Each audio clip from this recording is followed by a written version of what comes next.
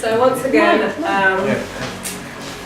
very, very happy not to have missed Calev last week, and to welcome you back to Shiur-n-Shmooze, Calev. I'll take it. Also, thank you once again, Robin, for graciously hosting. As I think most of you know, within the past 3 months I lost both my stepfather and on Monday, nearly a week ago, I buried my biological father. So, as you can tell, having a bit of a rough time of it. So, this week we are learning in both their memories. They were both very intelligent, intellectual men and intellectually curious. Morris Moshe Ben Zion, the Chipper Reisel, was more into the Jewish learning, but my biological father, Victor Ben Gedalia Reisel,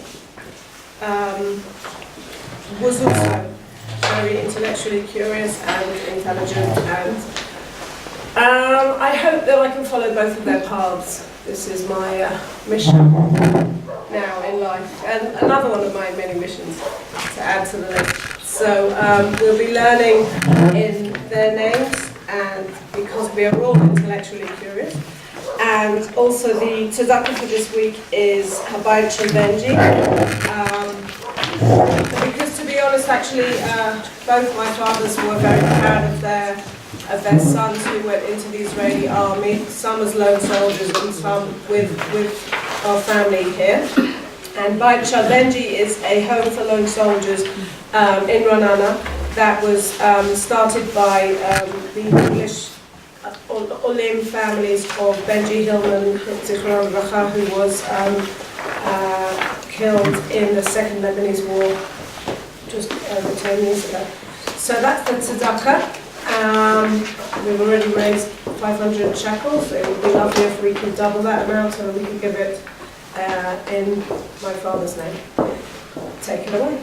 Great. Thank you, Nadia. Thank you, Robin. Thank you, everyone, for coming. I often we normally start Shiur-n-Shmooze a couple of weeks after Sukkot, and I generally give in the first 3 or 4 weeks. And so I'm happy to say, but I am happy to say that this is the first Sunday that I've given in 3 or 4 years where it has not been pouring outside. So it's clearly not good for the entire country, but it is good for me. So I'm happy about that. And Nadia, thank you for continuing to be the driving force behind this, even when you have far better things to be doing. It's I think it's appreciated by me, and it's appreciated by. Sitting at home and crying. Anyway, as some of you may know, a couple of years ago I was quite severely ill. I had a large malignant tumour in my chest that was successfully taken out after several hours of surgery. It wasn't connected to any of my internal organs, but it was kind of scraping my esophagus, and it was also pushing down on one of my lungs. It was taken out successfully during surgery. I then had 5 months of primarily preventative chemotherapy, and every CT since my surgery has been clear, and I kind of sit before you today 2 years on in good health. It clearly raised a lot of questions, and I'd like to touch on some of these through the lens of the Akeida and through the lens of the counterfactual, the what if, the story, or my story as is, ended or is currently going well, but it very easily could have gone differently. There could have been complications in surgery. The lung could have not kind of opened up successfully as it did. Could have waited longer to check out the cough that I'd had for a few months. The chemo could have not worked, whatever that means. And I think it's kind of interesting when a story ends well, but it easily could have ended differently. It's clearly very different when a story ends badly. That raises its own challenges. But a story ending well, where it could have ended differently, but for very small things, can be quite frightening, it can actually be quite terrifying. And through the lens of the Akeida, I'd like us to explore what those questions, what that what if means. That's basically the aim of today. Now there's so many angles to approach the Akeida, and I'm going to throw out some of my favourites, but we're not doing any of those today. So this is a tangent. A lot of people use the Akeida as a foil for the army. David Grossman, in his beautiful book To the Ends of the Land, has a whole phrase about everyone bringing their children to potentially sacrifice them. Yossi Sarid talks about there's many fathers who send their sons to the Akeida and not enough angels that stop them. Elie Wiesel talks about Yitzchak as the first survivor, but it's quite a beautiful angle because he's a survivor who succeeds in laughing. Each generation, in many ways, takes the Akeida as a model for themselves in what they find meaningful. So, for example, during the Crusades, a beforehand little-known Midrash that Yitzchak was actually killed by Avraham and his ashes were laid on the Mizbeach. That always was there, but it wasn't such a mainstream Midrash. During the Crusades, when a lot of people are sacrificing their own children, that then becomes a more mainstream Midrash. So each generation in some ways takes it in a way that they find meaningful. A Reconstructionist rabbi called Sid Nestor has this beautiful Dvar Torah that he writes for Rosh Hashanah, where he basically says that the Akeida shows the importance of our willingness to sacrifice for values that we hold dear. But it doesn't tell us which values those should be. And it doesn't give us a way of working out when it's God speaking to us or whether it's just our own religious fundamentalism telling us to kill or to sacrifice for an ideal. And it also raises the questions, however uncomfortable some or many of us feel with the idea of someone sacrificing because God told them to. He raises the question of whether a society can actually continue to survive unless it's willing to sacrifice for its future. And I think that's a very relevant question for modern day Israel. But however uncomfortable we may feel theoretically with the idea, how could God tell Avraham to sacrifice his son? Actually, if a society is unwilling to make the ultimate sacrifices to maintain its presence, whether that is going to the army or whether it's democracy or whether it's liberty or whatever it is, can that society continue to stand? There's also the Akeida is used as a foil for a really fascinating discussion by three of the major thinkers in the 20th century, David Hartman, Joseph Soloveitchik and Yishmael Leibowitz, as to what is the ultimate model of worshipping God. So for Hartman, and both of these appear in the Sedra we read yesterday, Vayera. In the story of Sodom, God says to Avraham, I'm going to destroy this city, it's evil. And Avraham basically argues with God. He brings his own subjective, I'd say moral intuition into a conversation with the divine, and it seems like God actually invites him to do that God wants us, according to Hartman, to bring our own moral feelings and intuitions into the covenant. That's what the covenant's about. It's about dialogue, it's about discussion. A religious lifestyle is not about putting aside what we think is right, it's about bringing it into a conversation with God. That's what Hartman says. Soloveitchik and Leibowitz take the Akeida as the ultimate model. What's the Akeida as the model? You rid yourself of any ideas of what you might think is right and you do what God says. And that for Soloveitchik is the kind of the heroic man of faith who goes forward despite the fact that he doesn't feel like doing it. And so that kind of battle of paradigms, what's the model? Is it Sodom, do we bring our moral intuitions, or is it the Akeida, do we leave it by the door?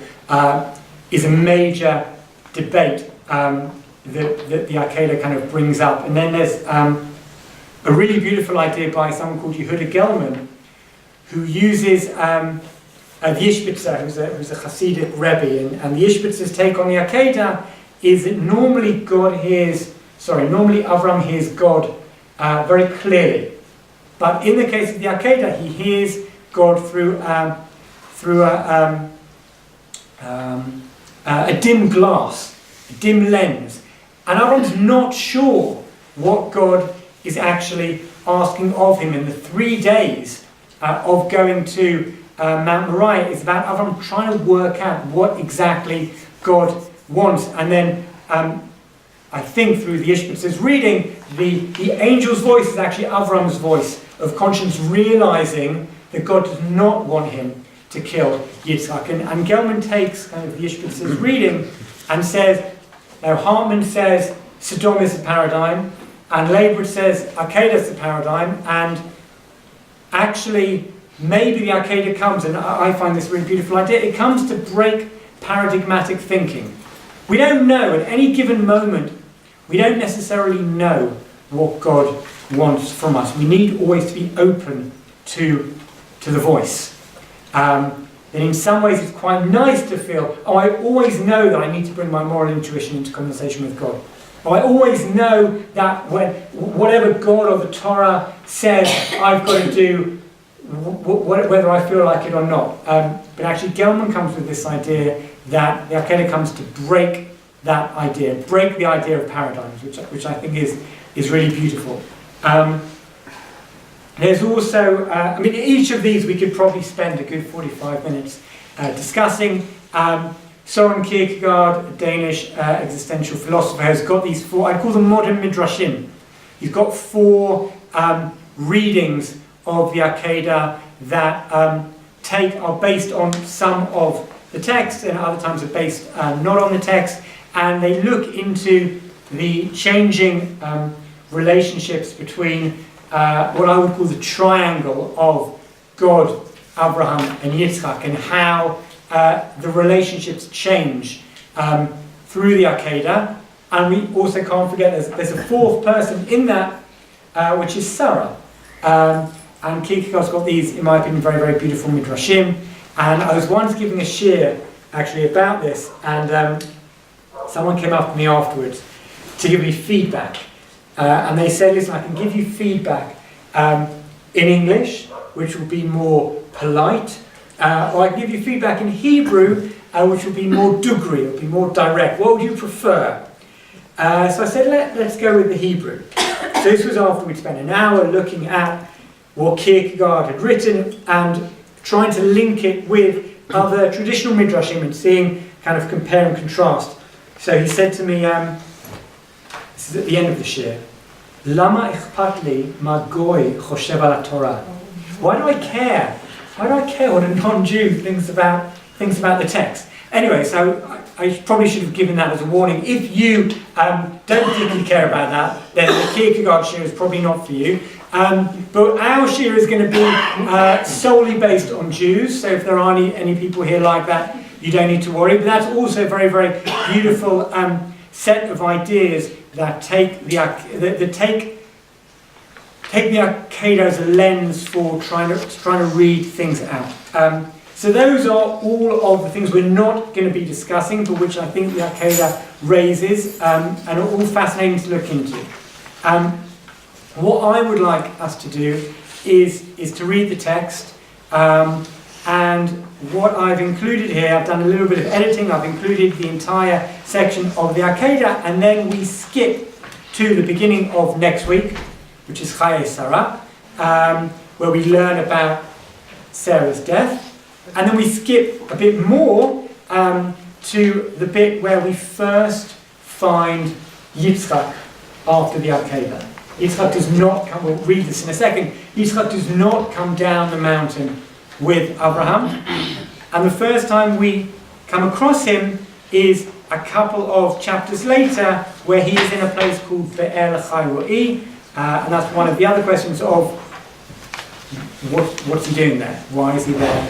So what I would like as a volunteer to read the English, I will do the Hebrew, and as we're reading, and again, many of us, or all of us have probably read this many times before, we're going to read it again, just to try and pick up from the text. I'd like to focus on how the relationships change, but just to look through the text of what the story is trying to put across. Can we have a volunteer to read in English, please?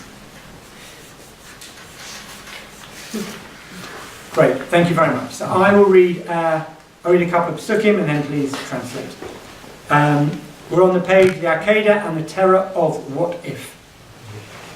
Vayehi, Acha hadvarim ha'ele v'ha'elokim nisa et Avraham, vayom elav Avraham, vayomer hineni.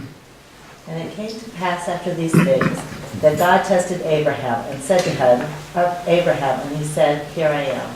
Great, hineni is one of those phrases that kind of means I'm here, whatever you need, I'm willing to do. Leonard Cohen has a recent song where also he brings it in. But what's interesting, what we'll pick up, is there are 3 hinenis in here. And I think one of the things about hineni is you can't fully give yourself over in a hineni way to more than one person. I think either hineni here or hineni there, but you can't do it to more than one. Vayomer, kachna et bincha et yichidcha asher havta et Yitzchak, velech lecha el eretz hamoria, v'haleu sham le'ola al achad ha'arim asher oma elecha.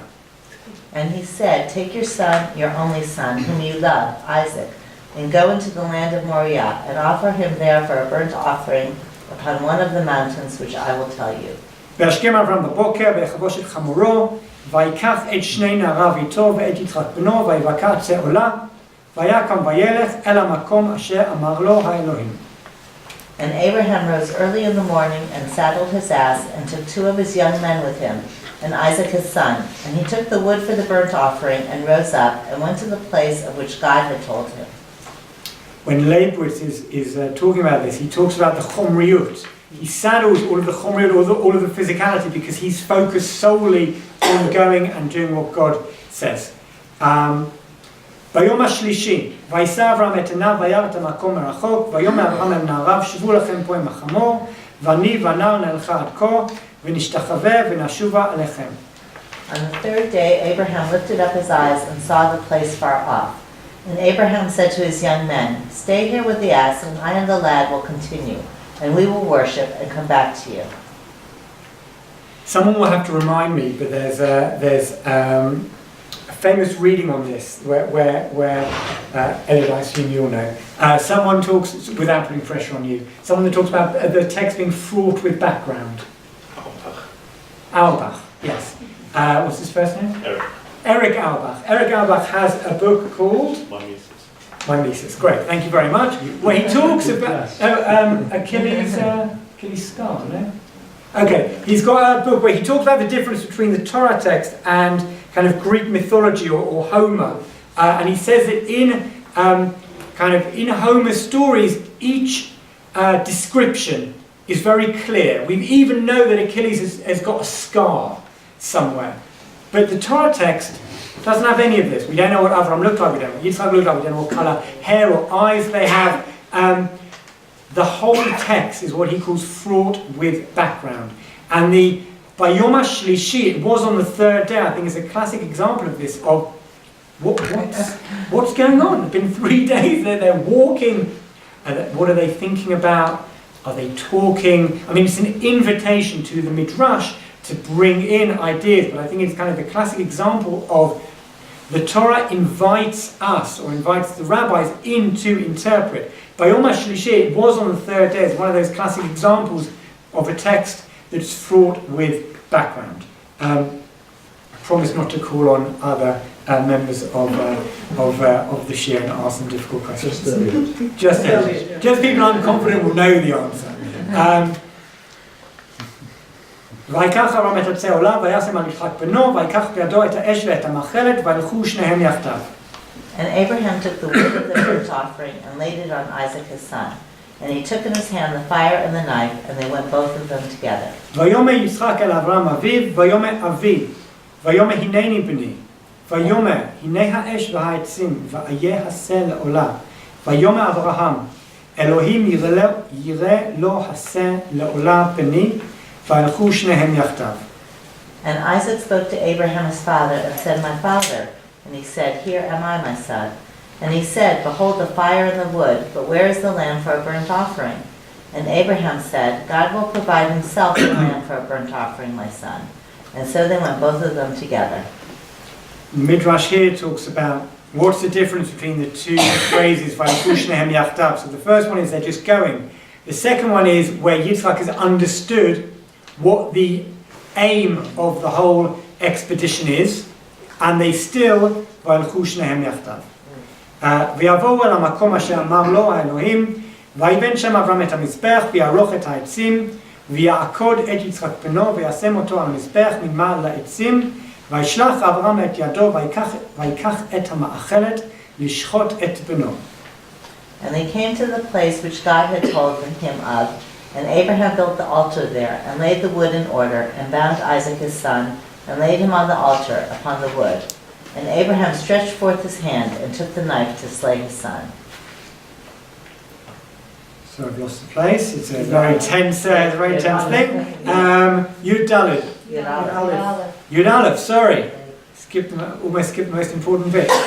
Vayikra elav malach Adonai min hashamayim vayomer Avraham Avraham vayomer hineni vayomer al tishlach yadcha el anar va'al ta'as lo me'uma ki ata yadati ki yireh Elohim ata v'lo chasachta et bincha et yichidecha mimeni. And the angel of the Lord called unto him out of heaven and said, Abraham, Abraham. And he said, Here am I. And he said, Lay not your hand upon the lad, neither do anything unto him. For now I know that you are a God-fearing man, seeing you have not withheld your son, your only son, from me. וישא אברהם את עיניו וירא והנה איל, אחר נאחז בסבך בקרניו. וילך אברהם ויקח את האיל ויעלהו לעולה תחת בנו. And Abraham lifted up his eyes and looked, and behold behind him a ram caught in the thicket by his horns. And Abraham went and took the ram and offered him up for a burnt offering instead of his son. Yehuda Amichai has got a couple of lovely poems on this, and one of the things he says is called, I think it's called the hero of the Akeida. Who's the hero of the Akeida? The ram. Everyone else goes home. Maybe some go home happily, maybe some go home less happily. Yeah. But the hero is the ram. Reluctant hero. Sorry? Reluctant hero. Reluctant hero, yes. The other thing that's interesting is the Midrashim that talk about Yitzchak potentially being actually sacrificed. There are these Midrashim that says that Avraham killed Yitzchak and then he gets brought back to life and he says,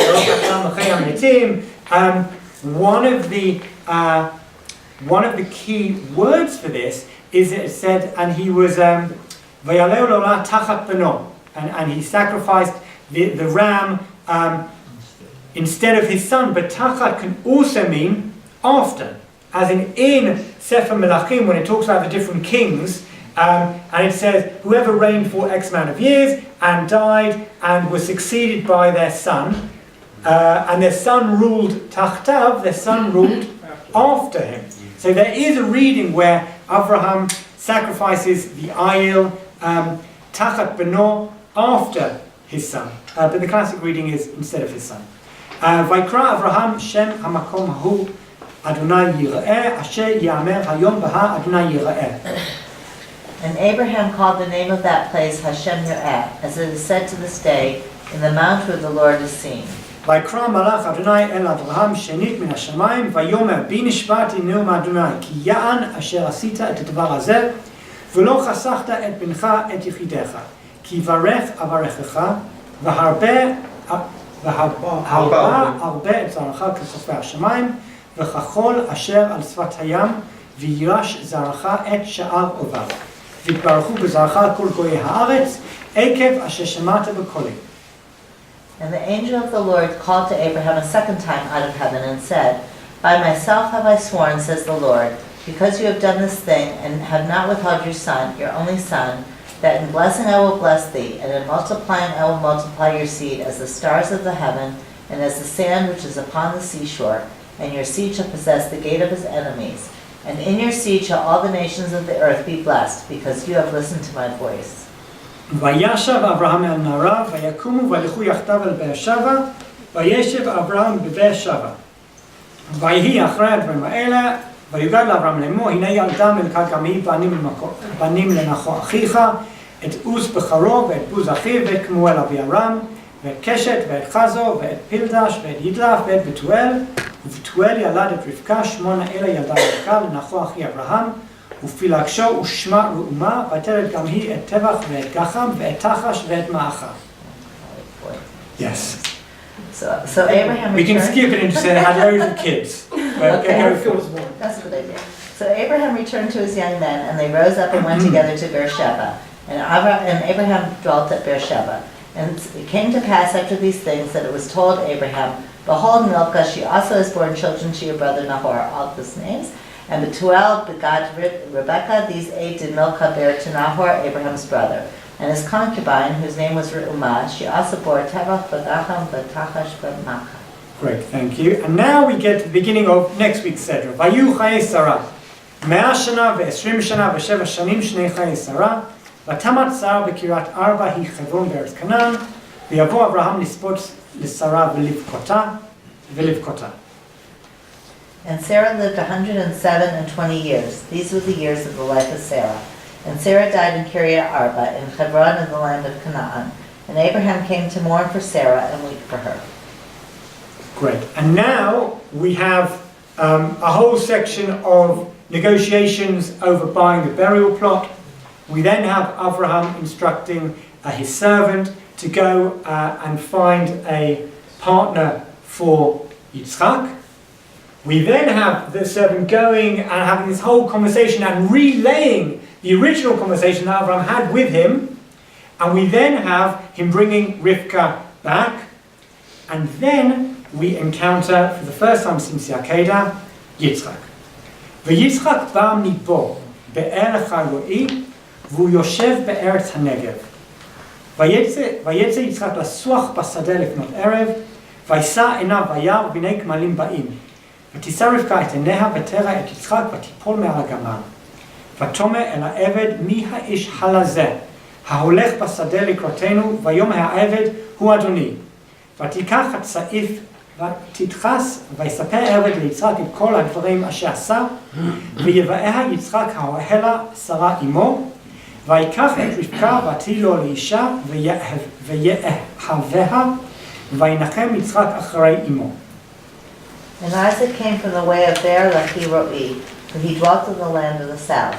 And Isaac went out to meditate in the field towards evening, and he lifted up his eyes and saw, and behold, there were camels coming. And Rebekah lifted up her eyes, and when she saw Isaac, she alighted from the camel. And she said to the servant, What man is this that walks in the field to meet us? And the servant said, It is my master. And she took her veil and covered herself. And the servant told Isaac all the things that he had done. And Isaac brought her into his mother Sarah's tent, and took Rebekah, and she became his wife, and he loved her. And Isaac was comforted for his mother. Great, thank you very much. Now, we don't turn over yet. I'm one of those people, when I get a source sheet, I always read ahead. But actually, when you're giving the share, you don't want people to be doing that. So I'm kind of my own worst enemy in this sense. I've underlined some of what I think are the key points here, but I'm interested to hear what just, again, we've read this story so many times, so it's very, very difficult to get ourselves out of those things, but what do you think the text is trying to tell us? I'll just add one more thing before I kind of open it up. A 21st century South Jerusalem audience are more likely to come with the approach that what Avraham did is really bad, and how can he have thought of sacrificing this, and some people might even say he failed the test, etc., etc. And one can create a reading like that. But from the text, there is a whole section where the angel is praising Avraham, and a pshat reading is certainly that God or the angel is happy that Avraham did this because he's going to make his, he says, now I know that you're God-fearing, and he's going to make his descendants as numerous as the sand, etc., etc. But from the text itself, what striking things come out? Nadia. You underline the whole that going together, but also, so I suppose you could say that they went and Yitzchak, who was, how old was he? It depends how we do. It depends how we do. It depends how we do the numbers. But many people say it was 37.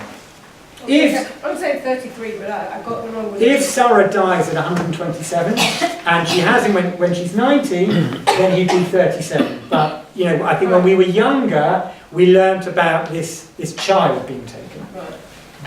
So one of the questions would be, well, if they went yachad and he didn't fight and he didn't query and he just went with his dad. My question is nothing like that, but it keeps on saying, at least twice, if not three times, your son, your only son, the one you love, and he had another son. How did he? Okay, fine. So the fact that he said the one you love, and my question is, it wasn't his only son. What does it say in the Quran? Does anybody know? It says that in Shmuel, they celebrate Yeah. So Rashi's reading on why does it say bin chayim kincha shahavta? Because he says take your son, and Avraham says, well, I've got two. And then he says, well, take your only one. He says, well, they're both only. One's only from this mother, one's only from that mother. He says, well, the one you love. And Avraham says, well, I love both of them. And he says, et Yitzchak, take Yitzchak. So that's kind of the thing. But it would be interesting to know what it says in the Quran. Right. Yes. well, you didn't underline this, but It could easily still be important. right. I think important. So we have the Yisa Avram et Enav. Yes. The Yar. Then we also have The Yitzchak doesn't say. we also have we have three. We have Yitzchak Yisa et Enav, and then we have Vatisar Rivka et Enav. And also before this, we have when the Malachim. Yes, absolutely. So how I understand that is that that they're not lifting their eyes on their own, their eyes are being lifted. It's not clear that they are actually looking up, but it's somehow that God is very present and he's part of the lifting, and so what they're seeing is not just what meets the eye. So that they're seeing something on a higher dimension, on a deeper dimension, something of divine order. And it, for sure, on the way to the Akeida, Vayisa Avraham et Enav, and he saw the place where he was about to sacrifice his son. That's like and when he saw the Malachim also, it's like he's not. It was God in Malachim, and then whatever he saw in Rivka, and whatever Rivka saw in him. Right.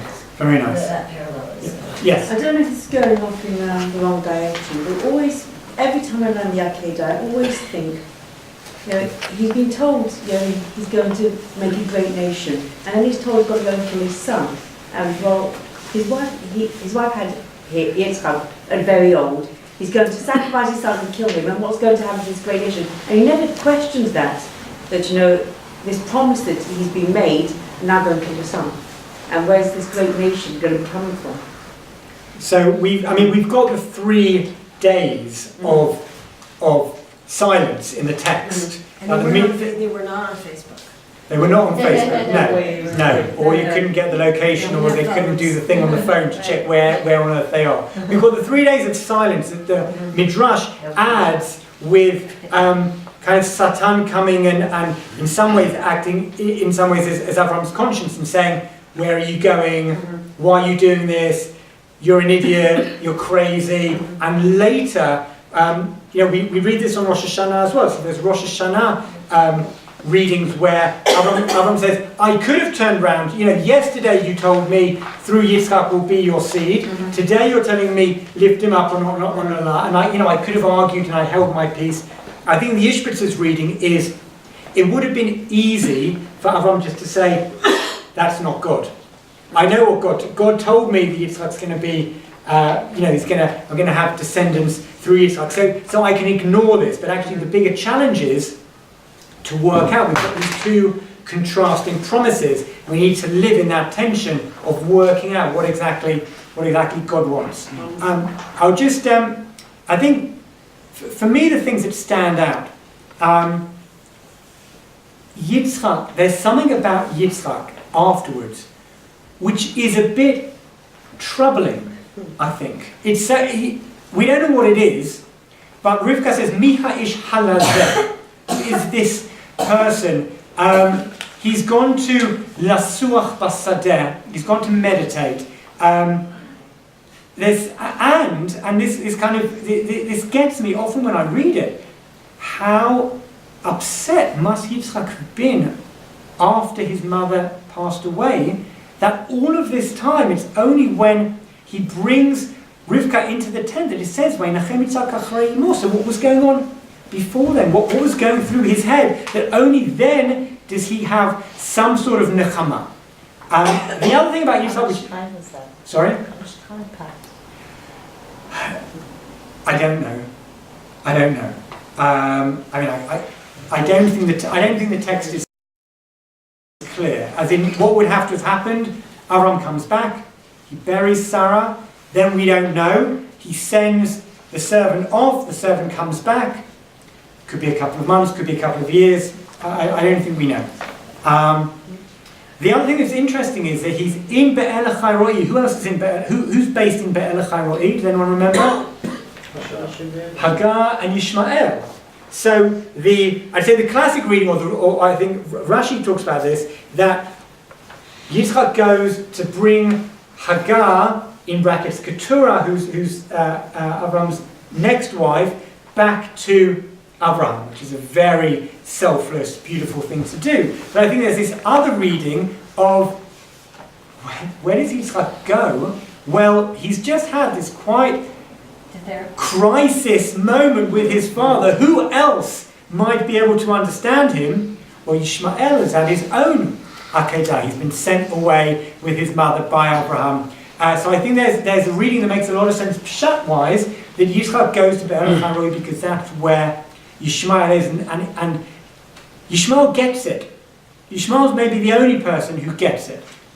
So one thing is about Yitzchak, there's something about Yitzchak that is interesting or is troubling.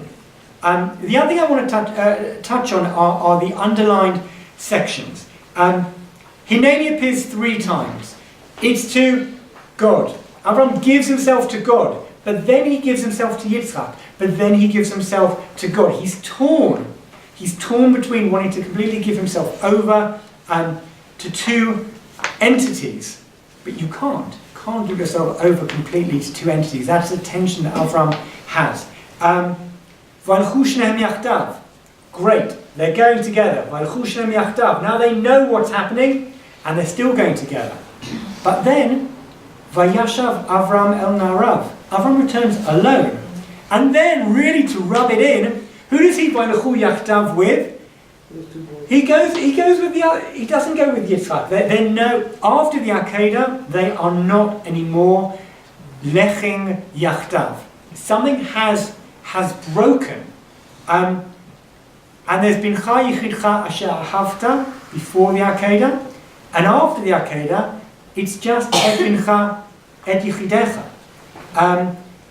Something breaks after the Akeida. Now again, there's an alternative reading. We could say that Avraham fails.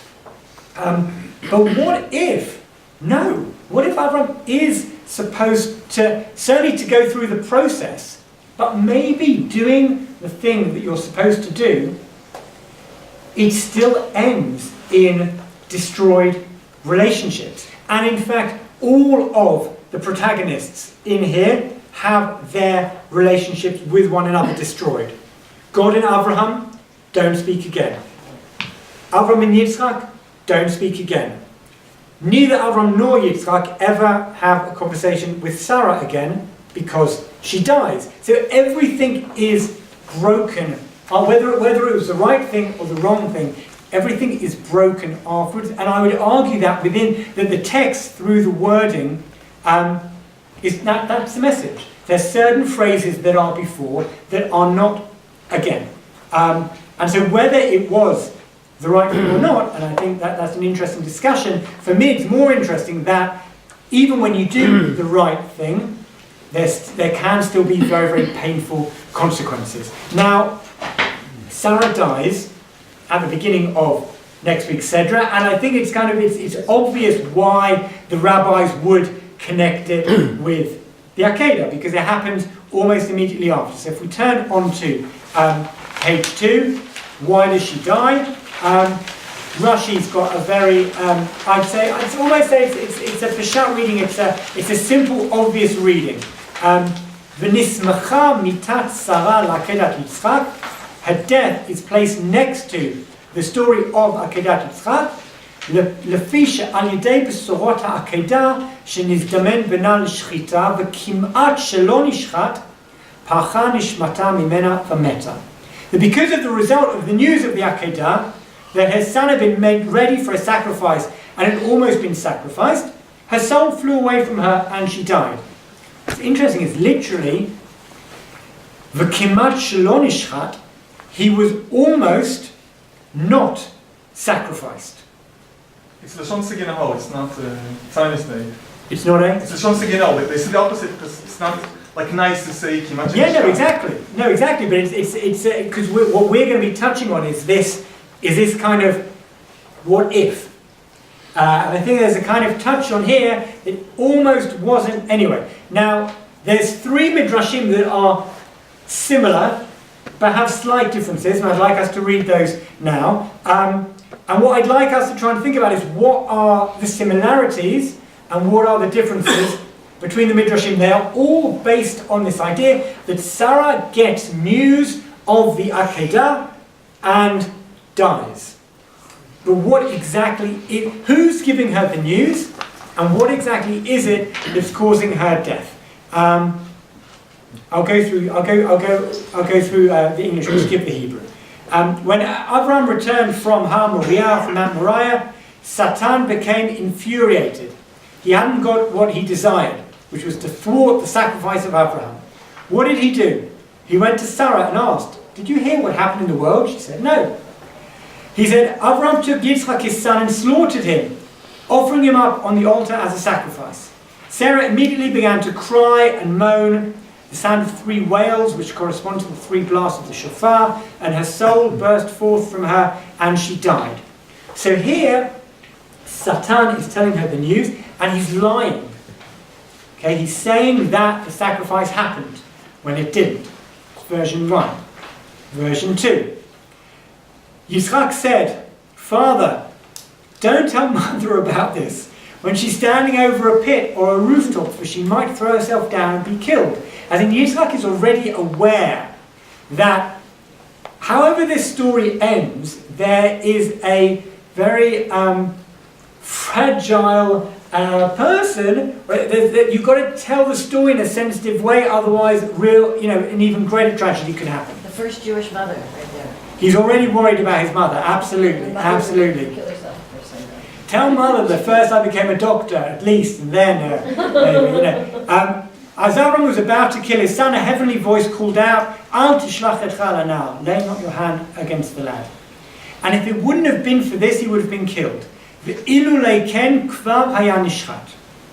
At that very moment, Satan went to Sarah and disguised himself as Yitzchak. When she saw him, she said, "My son, what's your father done to you?" Who knows how disheveled he looked. He answered, "My father took me up and made me climb up mountains and go down into valleys, and he made me climb up a certain mountain and build an altar. He set up the altar and arranged the kindling and bound me on the altar. He then took the knife to slaughter me. If the Holy One had not called out, 'Do not cast your hand on this boy,'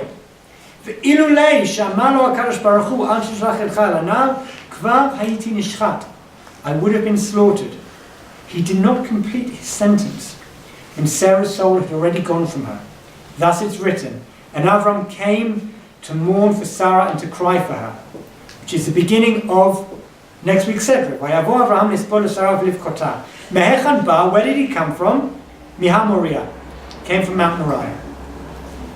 So here, again, we have Satan dressing up, whatever that means, as Yitzchak, and telling a pretty accurate version that at the last moment, as Avraham is about to kill Yitzchak, a voice, a bat call, a voice from heaven, and an angel calls out, Al tishlach et chalana. If it would not have been for that voice, he would have been killed.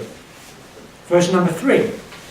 Avraham took Yitzchak his son and led him up mountains and down hills. He took him up on one of the mountains, built an altar, arranged the wood, prepared the altar, and took the knife to slay him.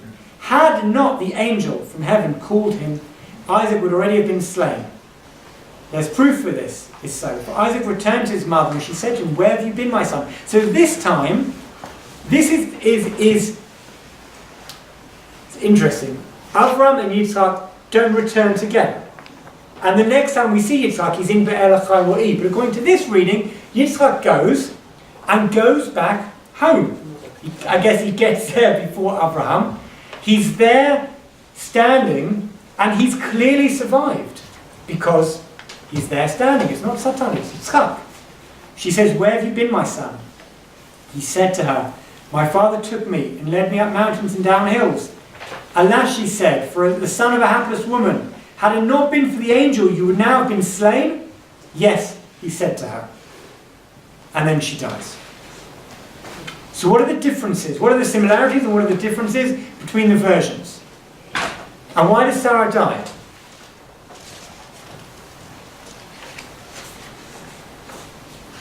She doesn't hear the story out to completion. Okay, so in version 1, she doesn't hear... there's... In a few of them, He did not complete the So that's what sentence. what happened without being told. she did not complete the sentence when her soul read it. Each one of She those. didn't. She dies before the end of the story, you're Yeah, saying. she's- From what? Her soul From shock of what? Disbelief that he could even try and do something. Okay. A bit, something you touched on before with the use of the word tahat, Yes.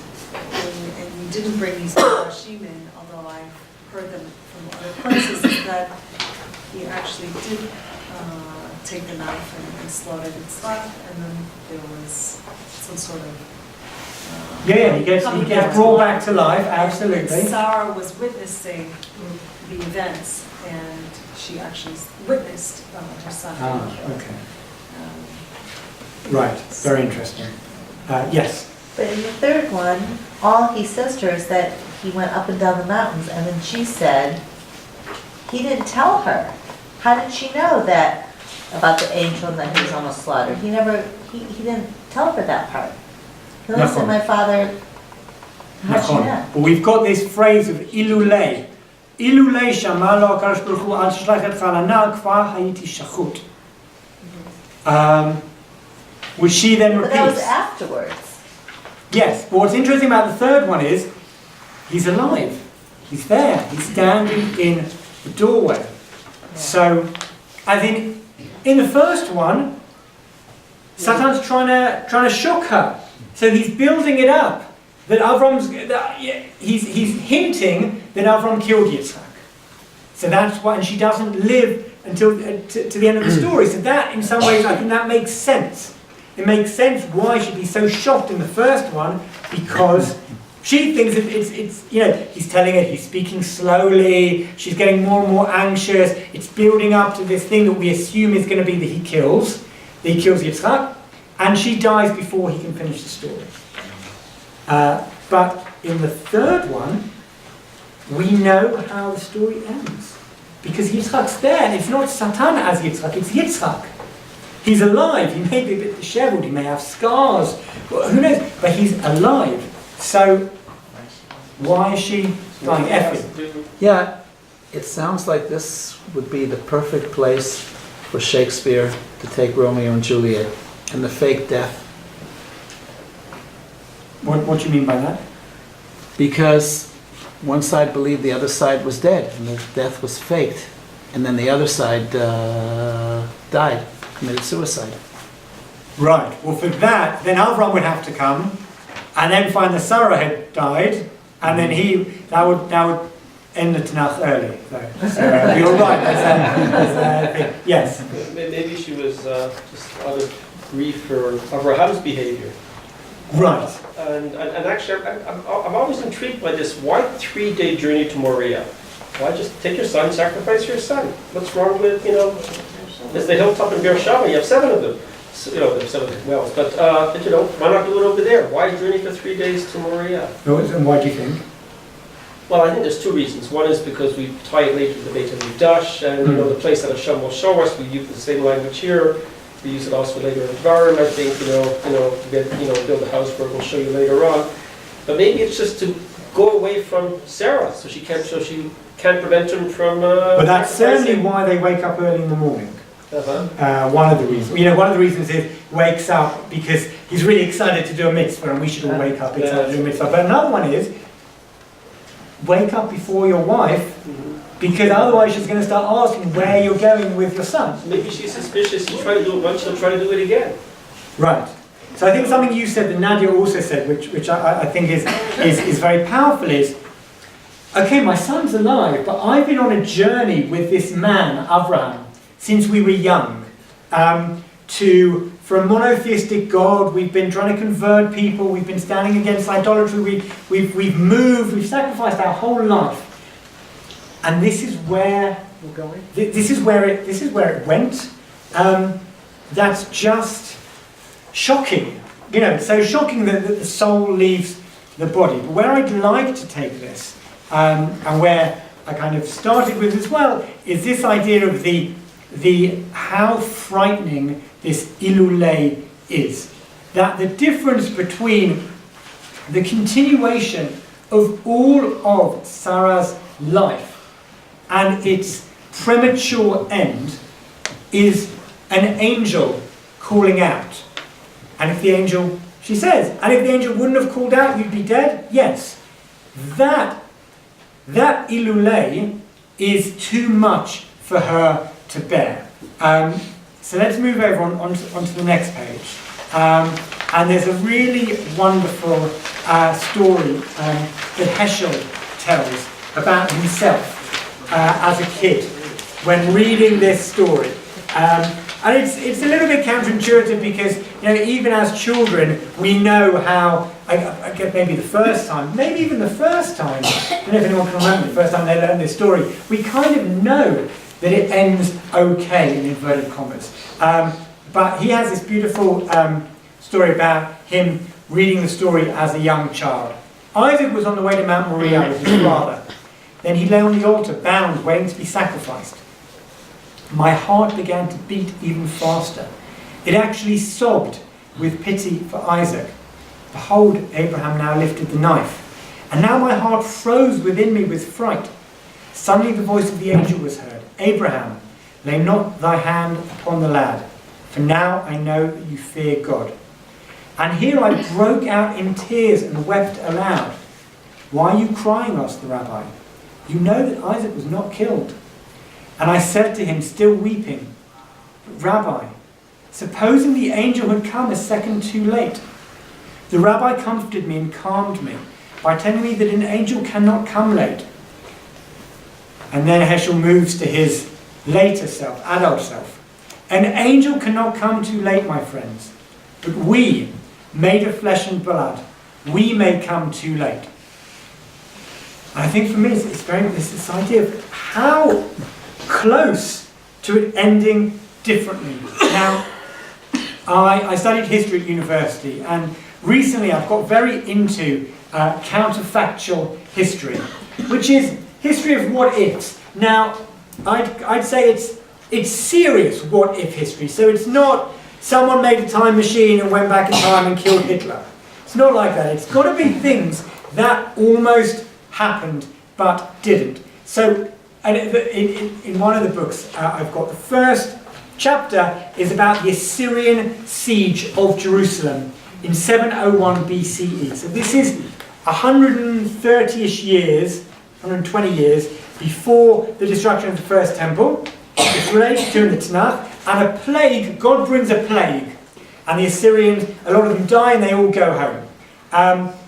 And this historian says, what would have happened had Jerusalem been destroyed then, rather than in 586? And this historian argues that during those kind of 100 years, Judaism developed a perception of God that allowed them to live in exile. But in 701, they didn't have that.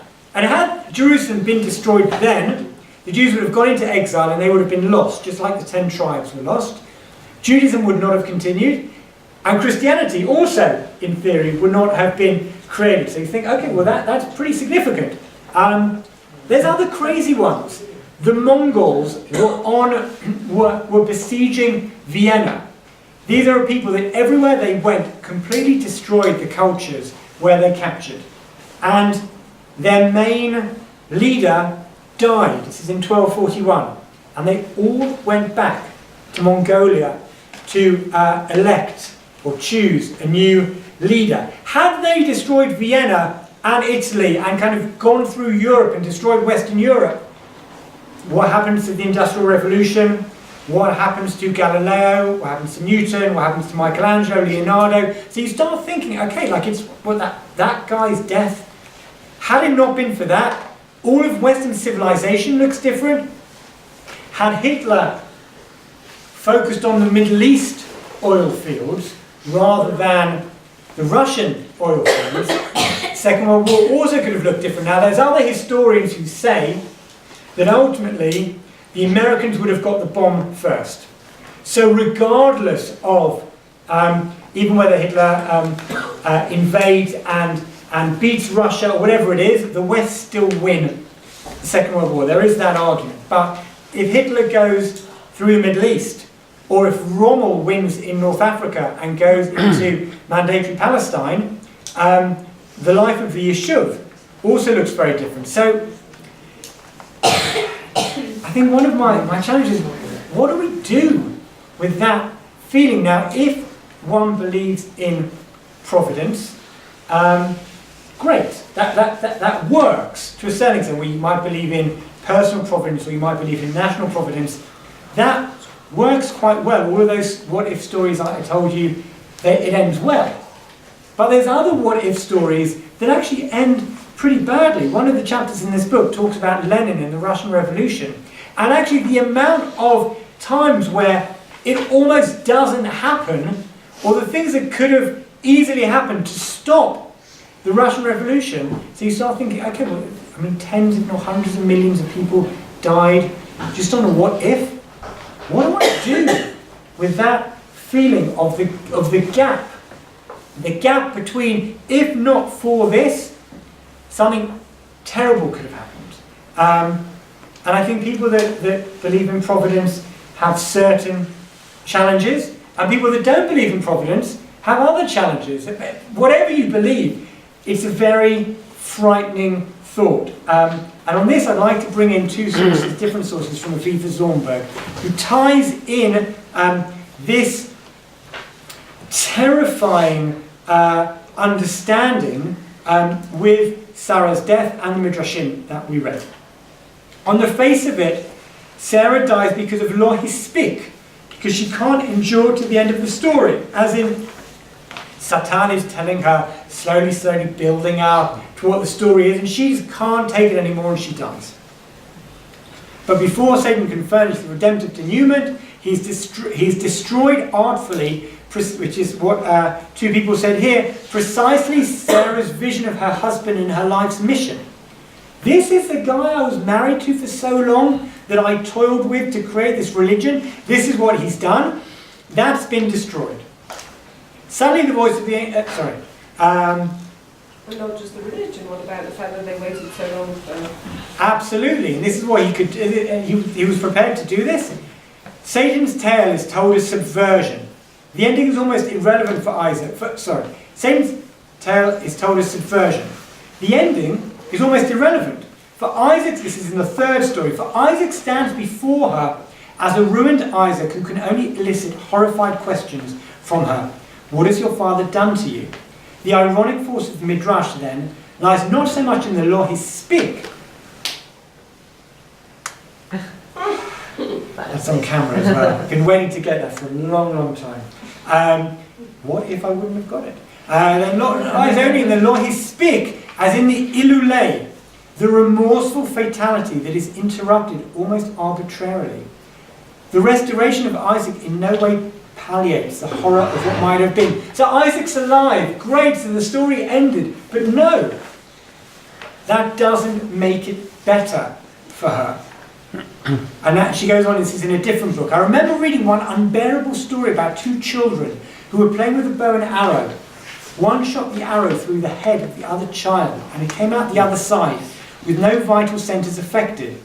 It must be an absolute freak. What we feel when we read such a story is an open question.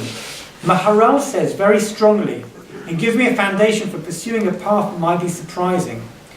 The reaction of this is a sense of theological vertigo, of asking, what does anything mean in that case? If it's really just a matter of a millimetre, it could go this way, it could go that way. How do we understand God's providence? How do we understand anything in view of such events? Rashi, as interpreted by the Maharal, indicates that Sarah dies of something like this. She does not die thinking that Isaac is dead. She knows he's alive, but only by a hair's breadth. And that immediately sets everything awry.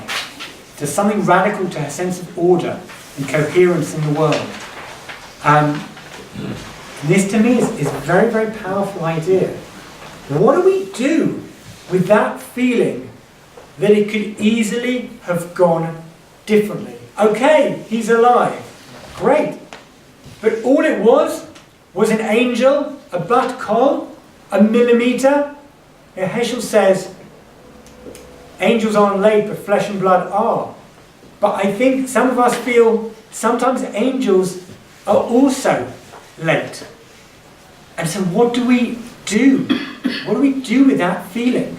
And I was going to say I don't have a good answer for that, but I actually don't have any. I don't have any answer for it other than to not ignore it and to kind of stand in that place.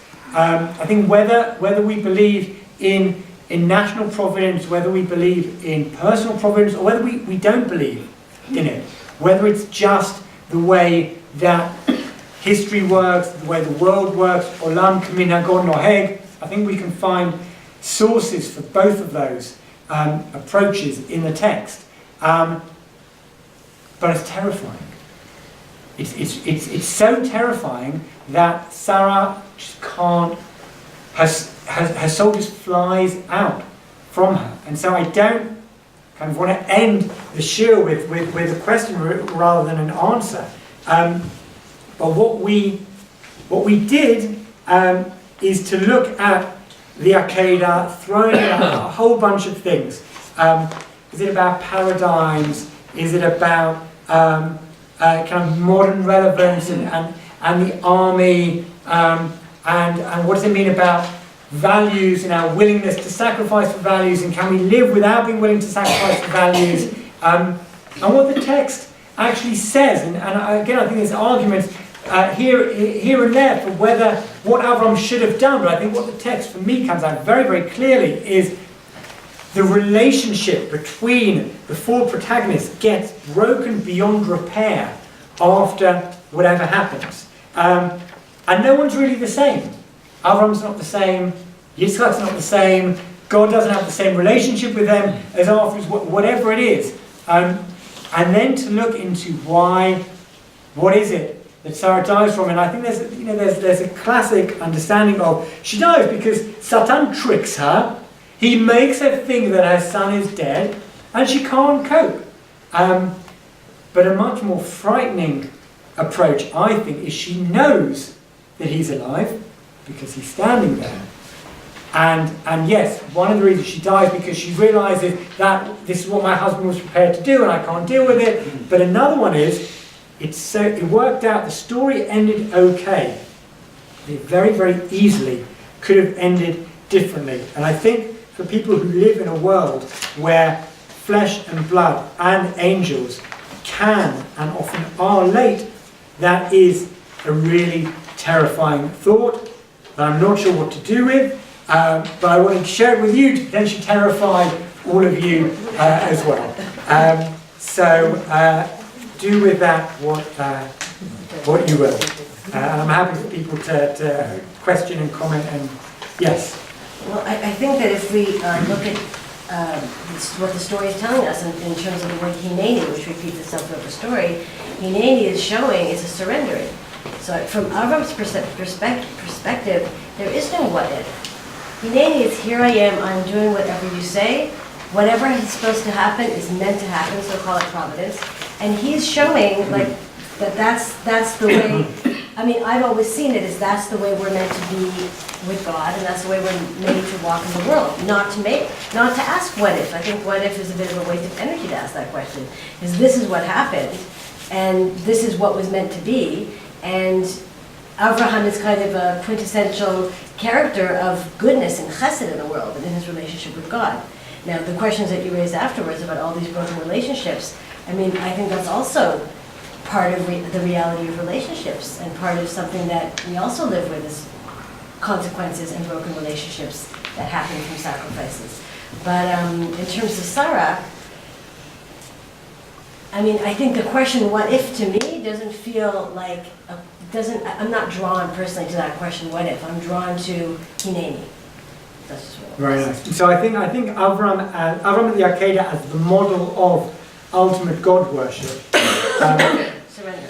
right, is taken again. Soloveitchik and Leibowitz, that is their hero. The hero for Soloveitchik is a person, ideally in the privacy of their own home, who really wants to do something but pulls back because God has told them to do something else. I think your comment fits very nicely into that kind of model of this is the ultimate way that we should be worshipping. No, I think it's nice that you're questioning. I mean, I like the fact that you're questioning it, but I still see that model as shining through it.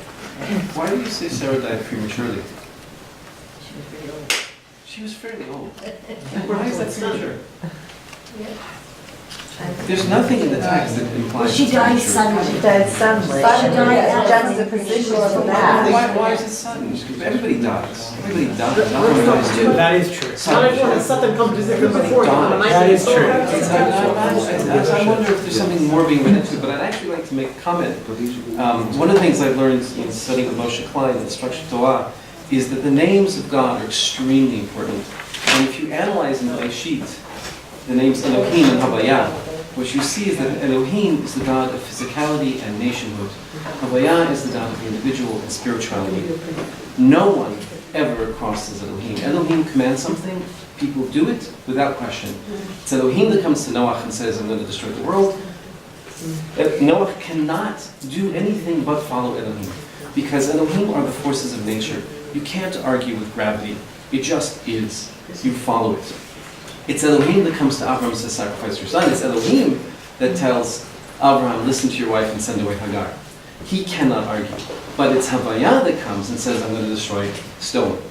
And it's the Malach of Havaya that stops him actually here. Well, that was what I wanted to bring out. I'm not sure what's meant that, but that's very interesting. So it's what's important is that Avraham understands who's talking to him. It's not two gods. Like a coin has heads and tails. It's one coin, right? A dollar coin is still a dollar, even though it has two sides. One side is the physical side, the side of existence, the four dimensions that we live in. The other side is the spiritual side, the higher dimension. They're both the same God, but they manifest in different ways. When physicality comes to you, when Elohim comes to you, you do it. When Havaya comes to you, you can argue, because it's a personal God. The trick, what we don't know today, is which one's talking. That's what they do. Or when it's not God, your imagination. Yes, but in the biblical text, absolutely. that doesn't Very happen. nice. In the biblical text, they know who's speaking, Right. and they know how to respond, and they respond accordingly. And that's why Avraham passes the test, because he listens to Elohim, and he does what he's told. Very nice. You wanted to No, it just always strikes me that God, it's so much that Avraham and God are in dialogue even about this, hineni, and go and do this, and then at the very end, you would think God would be the one that would come out and It's say, Malach stop. Hashem. It's a Malach Hashem. And I can't think of them now, I've heard different answers to that, but never anything satisfying, so much so that I don't remember that even. I mean, some of them wanted to argue that Avraham failed the test, and I think for this year I'm kind of more ambivalent on that point. I would say, yeah, like God spoke to you at the beginning, and then it was only a malach afterwards, something broke. But again, that's just one reading. I definitely think it's worth noticing, as you did, that there's a difference between, as also you said, the difference between who commands and then who later. But I've heard something about God can't go back on his word. He commanded him, so he could have uncommanded him, so he sent an angel to do it. But that's very unsatisfying, I believe. Can I just, Anyway, yes, one last comment and then there was something that you mentioned about Yishmael not being in the picture, which was his son. And there's quite a few commentaries that say when he's referring to the Na'arav that are with him, that he took Yishmael with him, and he took Elazar with him as well. And when they went traveling, because on the third day, Avraham brought the Makom Re'achok, and those two didn't. And because they did not, that's when he separated and knew it was Yitzchak. That's one explanation. That he wasn't sure himself. He didn't feel confident. What is it? Because it doesn't actually say in the beginning. If you look at it, it says, "V'yomer kach le'es minchat yichidcha asher hafta et Yitzchak," right? "V'lech lecha al eretz haMoriah." Comma. There's a psik there. Right. Va'oleu sham, and you go up there. Psik. And then you'll make an olah. It doesn't say you will sacrifice Yitzchak on an altar. So there is place for an explanation that he did take all three of them because he did not feel 100% confident. But he named Yitzchak. He said Yitzchak, but it doesn't say to bring Yitzchak as a sacrifice.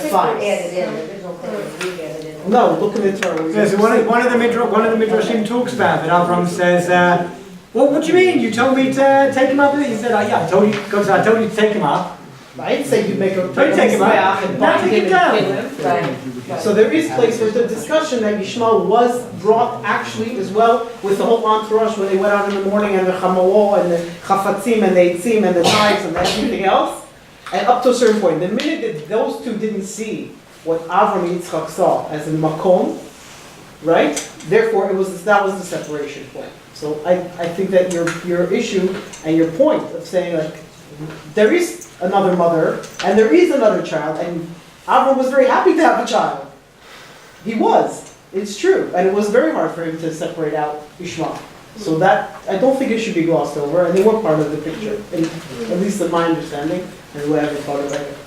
I mean, we could talk about this all night, but we should probably cut off now.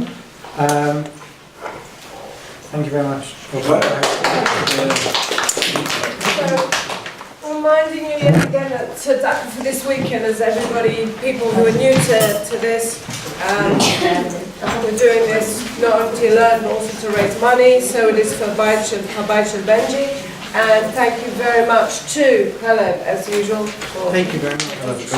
And to Robbie, and to everybody for coming. And may we have a Shabbat Tov. Colour, you do know the critical